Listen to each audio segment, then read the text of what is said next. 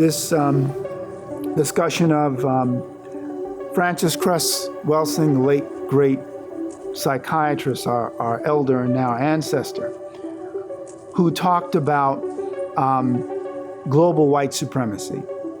And of course, he was building on the work of Neely Fuller, who had suggested this idea to her, and she, as a psychiatrist, then developed it. And basically, as you may know, it goes like this, that the European, or the so-called white community, largely has an inherent fear of black people, quote unquote, because of a fear of genetic annihilation. Now, that makes some sense, certainly when you look at what has happened in terms of the genocidal engagement by the European world. The problem with it, and I just say problem, meaning you can always find those aspects of what might be called an exception or outliers. You can look at periods in European history when Europeans wanted to intermarry with Africans. What period was it? The period of the Moorish Empire. Why? Because the Moors were the ones in positions of power. Because the Moors, who had introduced so much in the way of culture and advances in science, all of a sudden became very attractive. So there's less concern for issues of genetic annihilation because you're looking at these people as really having value. The idea of fear of intermarriage would certainly make much more sense if one is afraid that they're marrying into a family that will reduce their intellect, their ethical, if you will, core, or something that's, it's affiliated with what we would say now, genetics, right? But clearly, when Moors are in positions of power, the attitude of resentment towards us, just for being of African ancestry, Moorish, was not cut and dry. It's more complicated because it involves issues of power. So that if one is in a position of power and someone is in a position of knowledge, imagine, medieval historians have sometimes referred to the Dark Ages as cold, hard, and brutish. And that's referring to when Europe fell into a period of kind of cultural and social decay following the collapse of the Roman Empire, which was a great empire. The Moors, starting in the late 7th, early 8th century of the Common Era, have brought in the best knowledge from the ancient world, things that had existed in ancient Kemet or Egypt. In fact, George James talks about the Moors as the custodians of Egyptian culture and history, and George G.M. James doesn't get enough, I think, credit for his contribution in Stolen Legacy. Got his doctorate, as I understand, from Columbia University, so this was no slouch.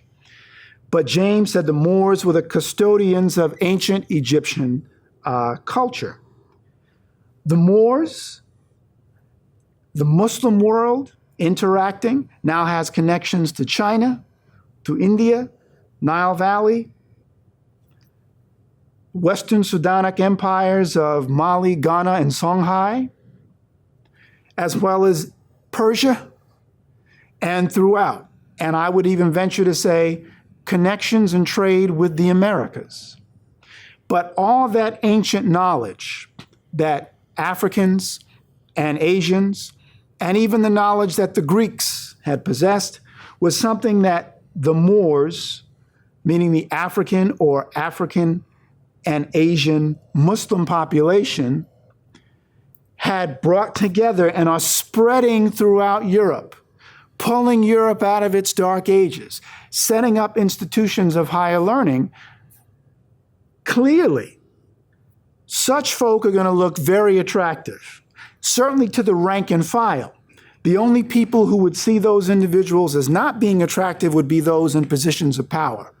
Now you're talking about the conflict with the church, right? The Roman Catholic Church, who would see that, wait a minute, we have to do all we can to try to demonize or negate these people because we're losing our parishioners.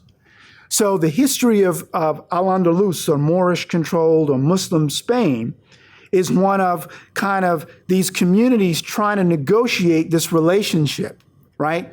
Where you have people of Christian descent living next to people of Jewish ancestry and Judaism, and Muslims, and that would include Africans, Asiatics or Asians. And when I say Asiatic in this context, it's because the mainstream tends to use Asiatic specifically just to use in reference to areas of Near Asia or Western Asia, or the so-called Near East. Whereas I tend to use Asiatics, again, coming out of the Moorish perspective, as representative of Africans and Asians collectively, if you will, the more melanated peoples, right?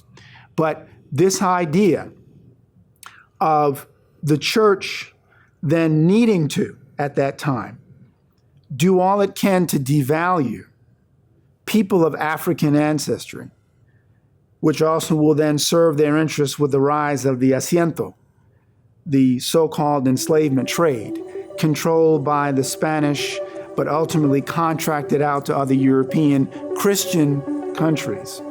You can see how the devaluation of African people begins in the cultures of those places, right?